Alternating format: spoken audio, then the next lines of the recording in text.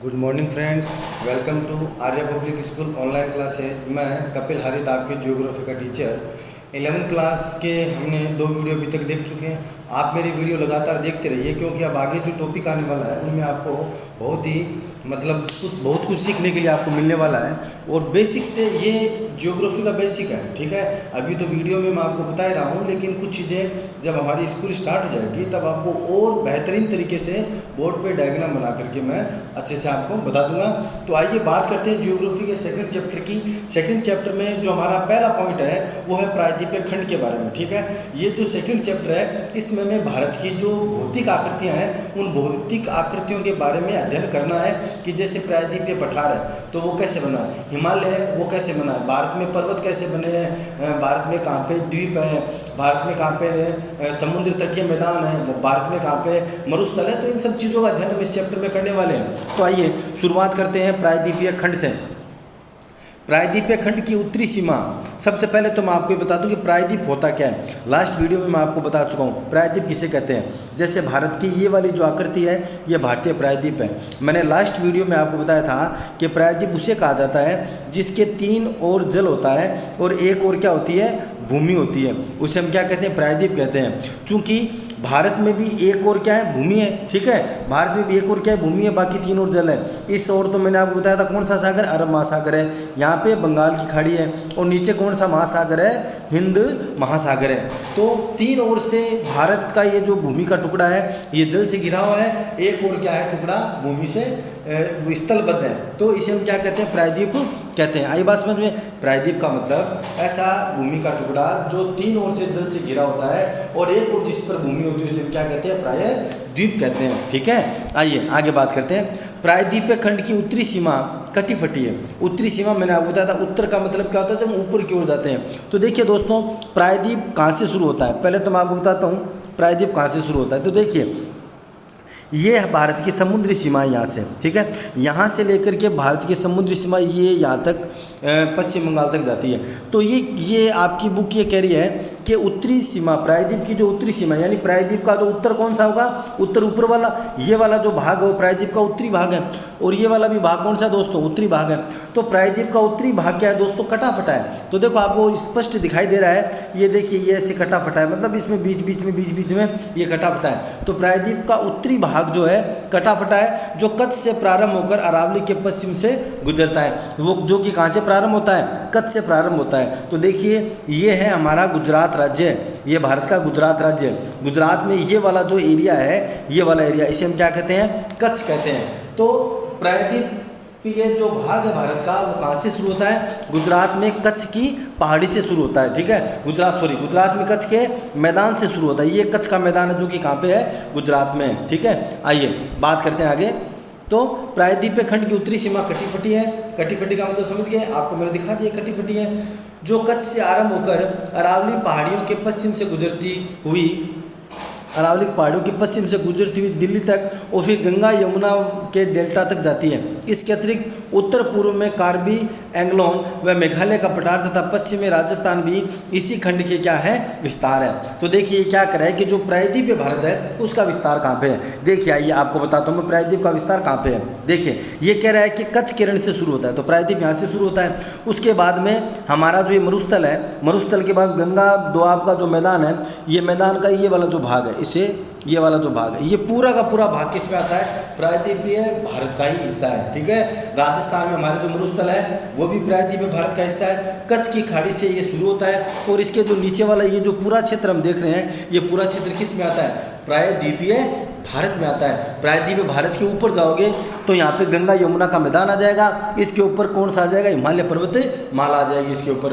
तो आई बात समझ में। तो हमने अभी क्या पढ़ा, हम ये पढ़ रहे हैं कि प्रायद्वीपीय जो भाग है वो कच्छ से प्रारंभ होकर अरावली पहाड़ियों के पश्चिम से गुजरती है। अरावली कहाँ पे है, अरावली पर्वतमाला आपको पता है राजस्थान में है। तो ये राजस्थान में यहाँ से होकर के गुजरता है प्रायद्वीप, ठीक है। गुजरता है, गुजरते हुए दिल्ली तथा फिर यमुना व गंगा डेल्टा तक जाता है। तो यमुना, ये दिल्ली राजधानी आ गई भारत की, और ये गंगा और यमुना के डेल्टा तक जाता है। तो यानी कि इसके नीचे वाला जो ये पूरा भाग है ये प्रायद्वीपीय भारत का भाग है। प्रायद्वीप भारत का भाग है, ये मेघालय। और यहाँ पे ये आपको पता है यहाँ पे भारत का एक राज्य जिसे मेघालय कहते हैं, तो मेघालय भी इसी के अंदर शामिल होता है। तो कुल मिलाकर ये गुजरात और राजस्थान, दिल्ली और ये जो आपका मध्य प्रदेश वाला जो इलाका है, मध्य प्रदेश, छत्तीसगढ़ और ये झारखंड से आगे लेकर के जब मेघालय गारो खासी जयंतिया तक जाते हैं, तो वो जो पूरा का पूरा इलाका है, गारो खासी जयंतिया कहाँ पे है? मेघालय राज्य में। गारो खासी जयंतिया पहाड़ियाँ किस राज्य में है? मेघालय राज्य में। तो ये जो पूरा का पूरा क्षेत्र है, इसके नीचे वाला जो क्षेत्र है, ये पूरा पूरा कौन से क्षेत्र में शामिल होता है? ये प्रायद्वीपीय भारत में शामिल होता है। प्रायद्वीप मुख्यतः प्राचीन नाइस व ग्रेनाइट की चट्टानों से बना है। जो प्रायद्वीपीय भारत है, हमारा जो भूमि है, प्रायद्वीप की जो भूमि है, वो मुख्यतः किससे बनी है? ग्रेनाइट से बनी है। ठीक है, ग्रेनाइट से बनी है। कैम्बियन कल्प की यह भूखंड एक कठोर खंड के रूप में खड़ा है। सर ये कैम्बियन कल्प क्या होता है? जैसे हम हमारे हिंदू धर्म में जैसे मानते हैं सतयुग है, कलयुग है ना, अभी कलयुग चल रहा है, उससे पहले सतयुग था, द्वापर युग था, ऐसे कालों के अंदर विभाजित किया गया है समय को। उसी प्रकार जियोग्राफी में भी कालों में समय को विभाजित किया गया है। तो प्री कैम्बियन काल की जब शुरुआत हुई थी, प्री कैम्बियन युग जब हमारी धरती का चल रहा था, उस समय हमारी धरती के इस प्रायद्वीपीय भूखंड का क्या हुआ था? निर्माण हुआ था। ठीक है, तो प्रायद्वीपीय भूखंड का निर्माण कौन से काल में हुआ था दोस्तों? जियोग्राफी के अनुसार प्री कैम्बियन काल जो है, कैम्बियन कल्प, कैम्बियन जो काल है, उस काल में एक कठोर चट्टान के रूप में इसका निर्माण हुआ था।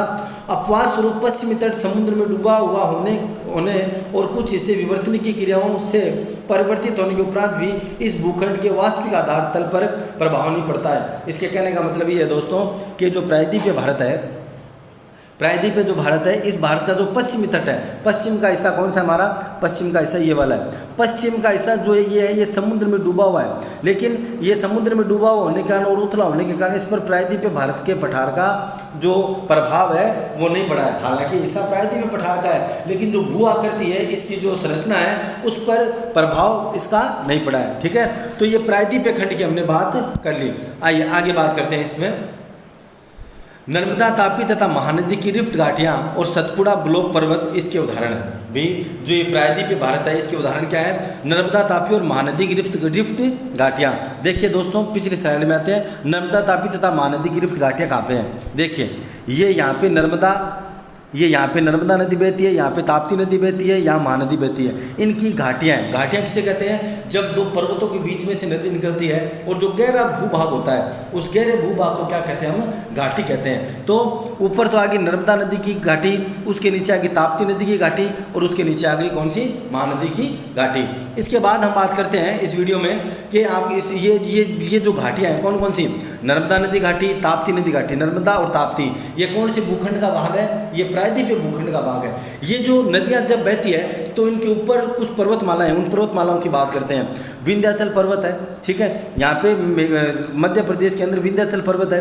विंध्याचल पर्वत के नीचे सतपुड़ा पर्वत है, ठीक है। यहाँ पे मैकाल पर्वत आता है। तो विंध्याचल, सतपुड़ा और मैकाल, ये जो पर्वत है तीनों, ये तीनों के तीनों पर्वत किसका भूभाग है? ये प्रायद्वीपीय भारत के भूभाग है, मतलब ये प्रायद्वीपीय भारत का हिस्सा है।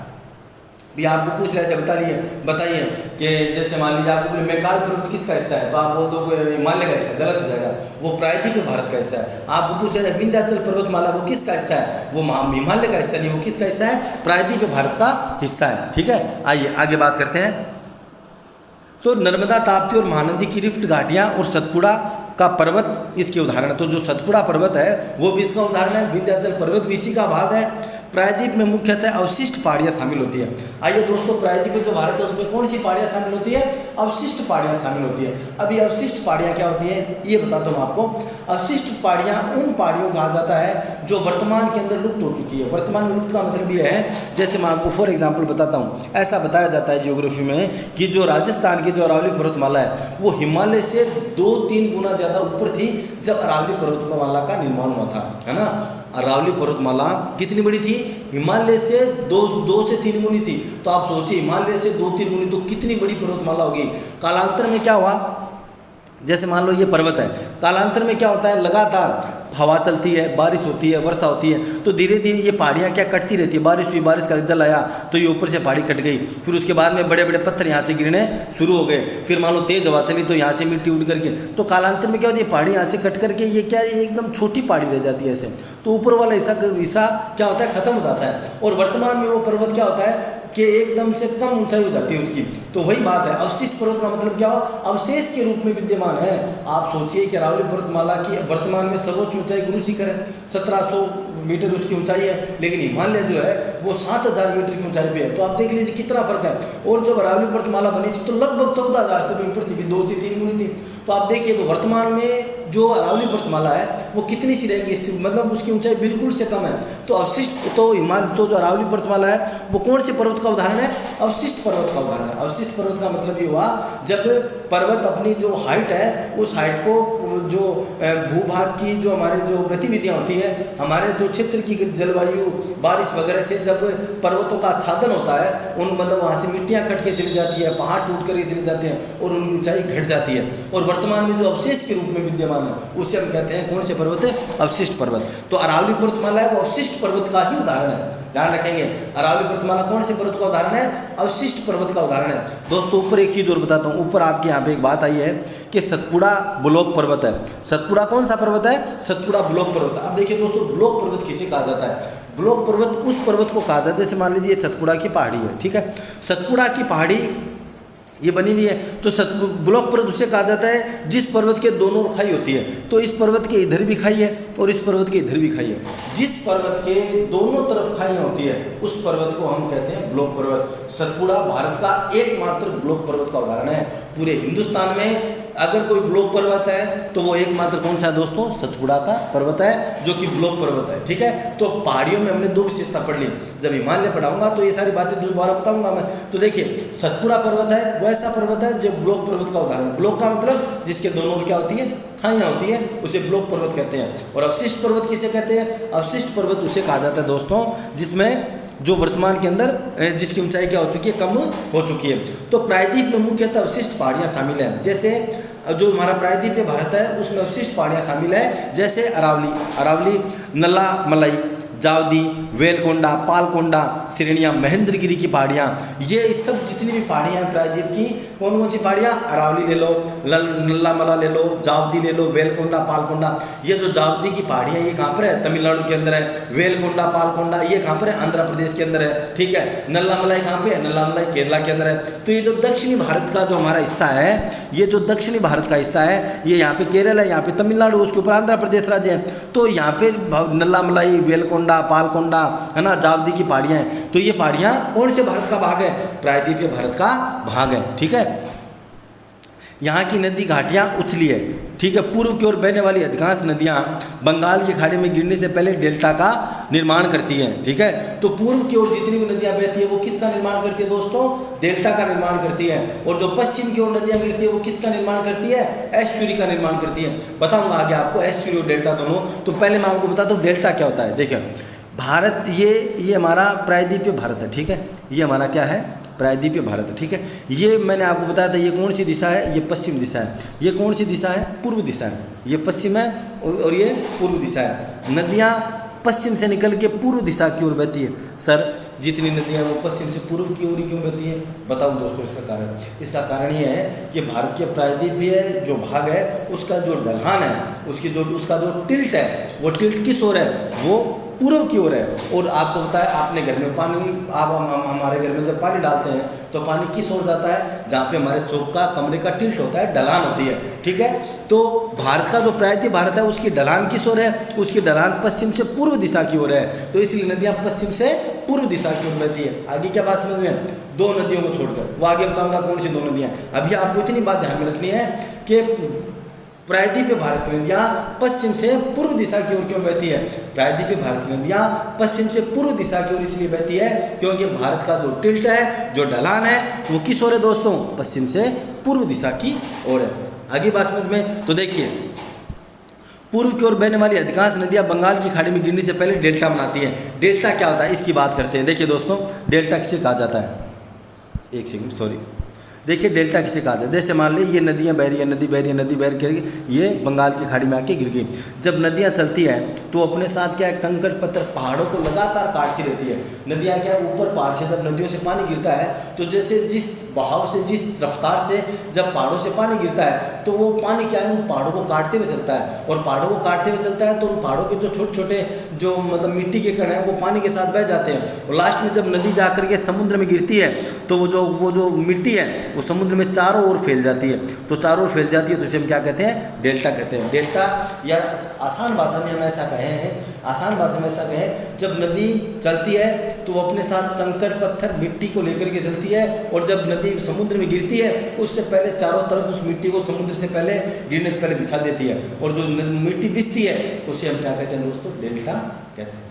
आगे के बात समझ में, उसे हम क्या कहते हैं, डेल्टा कहते हैं। तो पूर्व की ओर बहने वाली अधिकांश नदियां बंगाल की खाड़ी में गिरने से पहले डेल्टा का निर्माण करती हैं। महानदी गोदावरी और कृष्णा द्वारा निर्मित डेल्टा इसके उदाहरण है। तो महानदी भी है जो डेल्टा बनाती है, गोदावरी नदी भी डेल्टा बनाती है, और कृष्णा नदी भी क्या बनाती है दोस्तों, डेल्टा बनाती है। ठीक है, ये सब महानदी, गोदावरी, कृष्णा, कावेरी, ये सब क्या बनाती है दोस्तों, डेल्टा बनाती है। ठीक है, तो प्रायद्वीप से निकलने वाली नदियाँ किसका निर्माण करती हैं, डेल्टा का निर्माण करती है। डेल्टा मतलब ये अपने साथ कंकड़ पत्थर मिट्टी को लेकर के चलती है, और समुद्र में गिरने से पूर्व उसे समुद्र के तटीय मैदान में बिछा देती है, और फिर नदी जाकर के समुद्र में मिल जाती है। उसे हम क्या कहते हैं, वो जो मिट्टी जो फैलाती है नदियाँ, उसे हम क्या कहते हैं दोस्तों, उसे हम कहते हैं डेल्टा। ठीक है, आइए आगे बात करते हैं।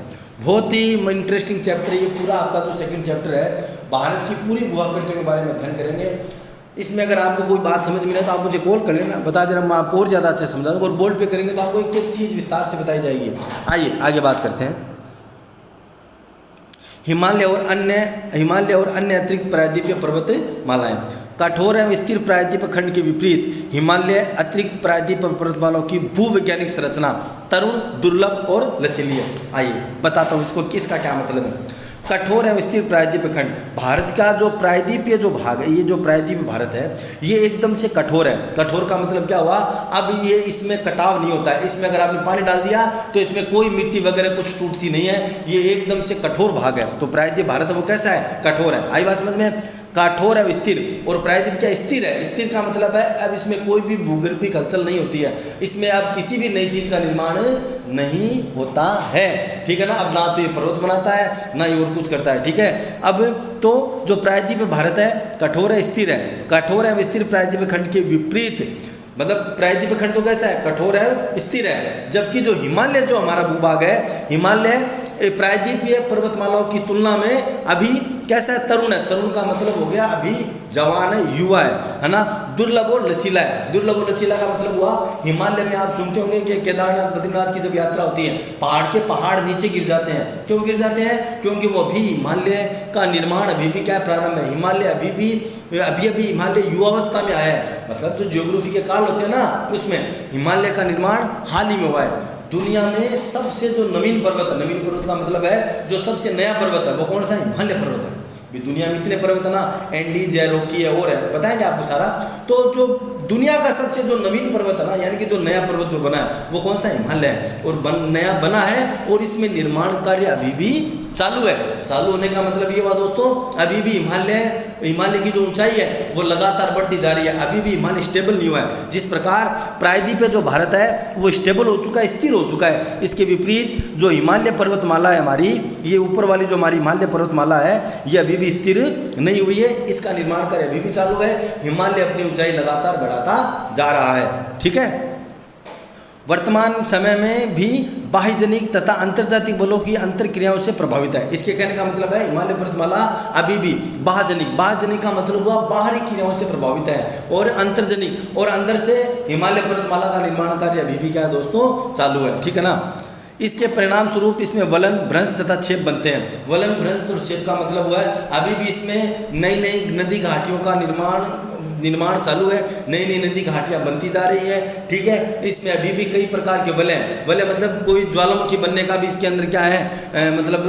इसमें संभावना है। और भी बहुत सी हुआ करतियाँ हिमालय में अभी भी बनती जा रही है, लगातार बनती जा रही है। दोस्तों इनको बनने में 100, 200, 500, 1000, 2000 साल का समय लगता है। आप ऐसे सोचोगे कि 10 साल में हिमालय में, नहीं, वो जो क्रिया है हिमालय बनने की क्रिया, ये बहुत ही मंद रफ्तार से और बहुत ही धीमी गति से चलती है, ठीक है। तो आप ऐसे मत सोच रहे कि सर ये तो बना ही नहीं, ये बहुत ही मंद गति की क्रिया है, इसमें बहुत मतलब हजारों वर्ष का समय लगता है निर्माण कार्य में। तो इन पर्वतों की उत्पत्ति विवर्तनिक हलचलों से जुड़ी। विवर्तनिक हलचलों का मतलब ये हुआ कि जब हमारी जो धरती है वो किस पे टिकी हुई है, हमारी धरती टिकी हुई है प्लेटों के ऊपर, ठीक है ना। हमारी धरती के जो भूभाग है वो किस पे टिके हुए हैं, प्लेटों पे। और जो प्लेट है वो आपस में एक दूसरे को दोस्तों क्या है, धक्का मारती है। आपस में प्लेट एक दूसरे को क्या मारती है दोस्तों, धक्का मारती है। और जब प्लेट आपस में एक दूसरे को धक्का मारती है तो उससे क्या होता है, उससे अनेक प्रकार के बलों का निर्माण होता है। जैसे मैं आपको बताता हूँ, देखिए इसमें आगे आपके इन पर्वतों की उत्पत्ति विवर्तनिक हलचलों से। विवर्तनिक हलचलों का मतलब हुआ ये प्लेटें एक दूसरे को क्या मारती हैं, एक दूसरे को धक्का मारती है। तो विवर्तनिक की हलचलें इनमें लगातार क्या है, जारी है। तेज बहाव वाली नदियों से अपरदित ये पर्वत अभी भी युवावस्था में है। अब हिमालय से जो नदियाँ निकलती है, हिमालय से कौन सी नदियाँ निकलती है दोस्तों, गंगा निकलती है, यमुना निकलती है, ब्रह्मपुत्रा निकलती है, सिंधु निकलती है। जो हिमालय से जो नदियाँ निकलती है दोस्तों, हिमालय तेज बहाव वाली नदियों से अपरदित का मतलब हुआ हिमालय से निकलने वाली नदियों का बहाव है वो बहुत ही तेज होता है। और तेज होने की वजह से वो नदियाँ हिमालय को क्या है, बहुत ही मतलब ज़्यादा काटती है और लगातार उनका उसको हिमालय का क्या है, कटाव होता रहता है ना। तो तेज बहाव वाली नदियाँ अपरदित, ये पर्वत अभी भी युवावस्था में है। ये पर्वत युवावस्था में है और नदियाँ इस पर्वत को लगातार काटती जा रही हैं। गोर्ज व वी आकार की घाटियों का निर्माण करती है। अब देखो वी आकार की घाटियाँ कैसे हैं। मान लीजिए ये नदी ऐसे बह रही है, मान लीजिए ये नदी ऐसे बह रही है, ठीक है। और ये हिमालय पर्वत है, माला आ गई ऐसे। अब क्या है, ये नदी ऐसे बह रही है, नदी बहती बहती क्या करेगी, ऐसे चलती है, ठीक है। और लगातार नदी ऐसे इसको नीचे से बाहर निकलती है और लगातार ऐसे क्या होती है, नदी इसको काटती जाती है। तो ये कुछ प्रकार की घाटी बन जाती है। तो नदी लगातार जब पर्वत को काटती है, उसकी मिट्टी को कंकड़ पत्थरों को अपने साथ बहा करके ले जाती है, तो कौन सी आकार की घाटियों का निर्माण कर देती है, वी आकार की घाटियों का निर्माण कर देती है। तो हिमालय पर्वतमाला में अभी भी नदियाँ वी आकार की घाटियाँ बना रही है, छिप्रिकाएँ बना रही है। छिप्रिकाएँ मतलब अलग अलग क्षेत्रों में ये क्या है, बहती जा रही है। आगे बात समझ में, अलग अलग क्षेत्रों में ये क्या है, बहती जा रही है। तो अनेक प्रकार की वी आकार की घाटियाँ, छिप्रिकाएँ आदि बनाती है, ठीक है। आइए आगे बात करते हैं। सिंधु गंगा ब्रह्मपुत्रा का मैदान। तो हमने अभी 2 भूखंड पढ़े हैं, एक तो हमने पढ़ा प्रायद्वीप, उसके बाद मैंने आपको थोड़ा सा बताया हिमालय। अब हम पढ़ते हैं सिंधु गंगा व ब्रह्मपुत्रा का मैदान, तीसरी। तो देखिए पहले तो 2 बताता हूँ आपको कौन कौन सी है। ये हमारा मान लीजिए ये भारत है, ये बनाया नहीं जा रहा मेरे से भी, ये देखिए ये भारत है। तो ठीक है, समझ जाना आप, ये भारत है। तो ये वाला ऊपर वाला भाग तो किसका हो गया, हिमालय का। ये वाला भाग किसका हो गया, प्रायद्वीपीय भारत का। ये तो हो गया हिमालय, ये हो गया प्रायद्वीपीय भारत। अब हिमालय से जो नदियाँ बहती है, मैंने कहा नदियाँ लगातार हिमालय को काटती है, जैसे गंगा है, ब्रह्मपुत्रा है, यमुना है, ये सब और अनेकों सैकड़ों नदियाँ हिमालय पर्वतमाला से निकलती है। वो नदियाँ लगातार हिमालय को क्या काटती जा रही है। अब हिमालय को काटती है तो ये नदियाँ अपने साथ कंकर पत्थर और मलबा लेकर के चलती है। मलबा का मतलब हो गया ये अपने साथ मिट्टी लेकर के चलती है, क्योंकि पर्वतों को लगातार काटती है नदियाँ। क्यों काटती है नदियाँ, क्योंकि नदियाँ ऊंचाई से निकलती है, पर्वतों में ऊंचाई है, तो धीरे धीरे गुरुत्वाकर्षण बल की वजह से नदियाँ बहुत तेज रफ्तार से गुजरती है। तेज रफ्तार से गुजरने की वजह से वो पहाड़ों को क्या लगातार काटती है। अब जब नदियाँ पहाड़ों में तो तेज रफ्तार से गिरती है, लेकिन जैसे ही नदियाँ मैदानी भागों में आती है तो उनके पास क्या है कि बहने के लिए उनके पास अब ताकत नहीं रहती, तो अपने साथ जो मिट्टी लाती है उन मिट्टी को क्या इन मैदानों में बिछा देती है। और जब मिट्टी मैदानों में बिछ जाती है तो दोस्तों किसका निर्माण होता है, मैदान का निर्माण होता है, ठीक है। तो जब नदियाँ पर्वतों से मिट्टी बहा करके लाती है और उन मिट्टियों को पर्वतों से नीचे आने के बाद जब मैदानी भाग में नदियाँ उतरती है तब अपनी मिट्टी को ये क्या करती है, मैदानी भागों में बिछा देती है, ठीक है। बिछाने से मैदान का क्या हो जाता है, निर्माण हो जाता है। तो देखिए भारत का तृतीय भूवैज्ञानिक खंड, तृतीय भूवैज्ञानिक खंड कौन सा है, सिंधु गंगा ब्रह्मपुत्रा का मैदान। पहला कौन सा था, प्रायद्वीपीय भारत। दूसरा कौन सा था, हिमालय पर्वत। और तीसरा कौन सा है, गंगा ब्रह्मपुत्रा, सिंधु गंगा ब्रह्मपुत्रा का मैदान। जैसा कि आप फोटो में देख सकते हो, ये देखिए, ये इंडस सिंधु नदी है, ये गंगा नदी है, ये ब्रह्मपुत्र नदी है। ये नदियाँ हिमालय से निकलती हैं और हिमालय से निकल करके इनकी जो सहायक नदियाँ और ये नदियाँ हैं, ये अपने साथ क्या है, मिट्टी कंकड़ पत्थर को लाती है और यहाँ पे इन्होंने क्या कर दिया, एक बहुत बड़े मैदान का निर्माण कर दिया। ठीक है, ये मैदान पाकिस्तान, भारत, है ना, और बांग्लादेश में विस्तृत है। ठीक है, तो ये 3 देशों में विस्तृत है, ये पाकिस्तान, भारत। तो लेकिन जो भूआकृति पढ़ेंगे तो वो भारत की पढ़ेंगे पूरी की। तो आइए बात करते हैं। भारत का तृतीय भूवैज्ञानिक खंड सिंधु, गंगा और ब्रह्मपुत्र नदियों का मैदान है। मूलतः यह एक भू अभिनति गर्त है जिसका निर्माण मुख्य रूप से हिमालय पर्वतमाला निर्माण प्रक्रिया के तीसरे चरण में लगभग 6.4 करोड़ वर्ष पहले हुआ था। अब बताइए, जो ये मैदान बना है भारत का, सिंधु गंगा ब्रह्मपुत्र का मैदान, इसका निर्माण कितने करोड़ वर्ष पहले हुआ है? 6.4 करोड़ वर्ष पहले हुआ है। आप देख लीजिए कितना टाइम हो गया। ठीक है, तब से इसे हिमालय और प्रायद्वीपीय से निकलने वाली नदियाँ अपने साथ लाए गए अवसादों से पाट रही है। मैंने बता दिया अवसाद का मतलब क्या है, जो नदियाँ पर्वतों को काटते समय अपने साथ मिट्टी कंकड़ पत्थर लेकर के आती है, उनको उनसे लगातार वो इस मैदान, ये जो मैदान है इसको लगातार क्या कर रही है, लगातार इसमें मिट्टी बिछा रही है। तो अवसादों से इसका क्या हुआ, निर्माण हुआ है। इन मैदानों में जलोढ़ की औसत गहराई 1000 से 2000 मीटर है। तो मतलब जो हिमालय से जो नदियाँ अपने साथ मिट्टी लाती है और मैदान बिछाती है, तो जब हम इसे इसकी गहराई नापते हैं कि भी कहाँ तक ये पहाड़ों से ला करके मिट्टी मैदान बिछा गई है, तो लगभग इसकी जो गहराई है वो 1000 से 2000 मीटर है। ठीक है, इतनी मिट्टी ला करके नदियों ने इन मैदानों में बिछा दी है। नेक्स्ट भूआकृति की बात करते हैं। भूआकृति किसे कहते हैं? किसी स्थान की भूआकृति उसकी संरचना, प्रक्रिया और विकास की अवस्था का परिणाम है। ठीक है, जो भूआकृति है वो किसका परिणाम है? धीरे धीरे विकास प्रक्रिया और विकास अवस्था का क्या है, परिणाम है। भारत में धरातलीय विभिन्नताएं बहुत महत्वपूर्ण है। भारत में धरातल में अनेक प्रकार की विभिन्नताएं हमें देखने को मिलती है। इसमें हिमालय पर्वत श्रृंखलाएं, अब इसमें कौन कौन श्रृंखला है? हिमालय पर्वत श्रृंखलाएं हैं जिसमें अनेक चोटियां हैं, सुंदर सुंदर घाटियां हैं तथा महाखंड हैं। हिमालय पर्वतमाला अनेक प्रकार की चोटियां हैं, ऊंची से ऊंची चोटियां हैं, है ना, अनेक प्रकार की घाटियां हैं और बड़े बड़े महाखंड हैं। दक्षिण भारत एक स्थिर परंतु कटा-फटा पठार है। दक्षिण भारत अभी हम पढ़ के आए हैं, कैसा है? प्रायद्वीपीय पठार है, जहाँ अपर्दित चट्टान खंड और कगारों की भरमार है। इन दोनों के बीच भारत का विशाल मैदान है। ये मैंने आपको बताया कि क्या है, ऊपर तो हिमालय पर्वतमाला है, नीचे प्रायद्वीपीय पठार है और बीच में क्या है दोस्तों? गंगा ब्रह्मपुत्र का मैदान है। आगे बात समझ में? आइए आगे बात करते हैं। मोटे तौर पर भारत को निम्नलिखित भूआकृतियों में बांटा जा सकता है। आपको इस चैप्टर में इन 6 आकृतियों के बारे में पढ़ना है। मोटे तौर पर भारत को कितने भूआकृतियों में बांटा जाता है? 6 भूआकृतियों में बांटा जाता है। नंबर एक हिमालय पर्वतमाला। नंबर 1 हिमालय पर्वतमाला या महान हिमालय। नंबर 2 उत्तर भारत का मैदान। नंबर 2 उत्तर भारत का मैदान। नंबर 3 प्रायद्वीपीय पठार और नंबर 4 भारतीय मरुस्थल। ठीक है, नंबर 1 हिमालय पर्वतमाला, नंबर 2 उत्तर भारत का मैदान, नंबर 3 प्रायद्वीपीय पठार और नंबर 4 भारतीय महान मरुस्थल और नंबर 5 ये आ गया द्वीपीय मैदान। नंबर 5 आ गया तटीय मैदान। नंबर 5 क्या आ गया दोस्तों? तटीय मैदान और नंबर 6 द्वीप समूह। तो कुल मिलाकर के भारत को कितने भौतिक या भू आकृतियों में बांटा जाता है? 6 भू आकृतियों में बांटा जाता है। कौन कौन सी?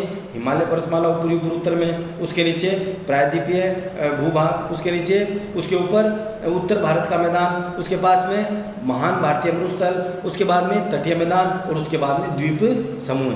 तो ये 6 भू आकृतियाँ हैं जिसको भारत में बांटा जाता है। अब हम इन 6 आकृतियों में से एक एक आकृति का अध्ययन अगले वीडियो में करने वाले हैं। ये चैप्टर बेसिक है, इस चैप्टर को सबसे ज़्यादा अच्छे से करना है और लगातार बार बार हमें इस चैप्टर को पढ़ना है। ये जियोग्राफी का बेसिक है। ठीक है, आई बात समझ में? चलिए आज के लिए इतना काफ़ी है। Thank you.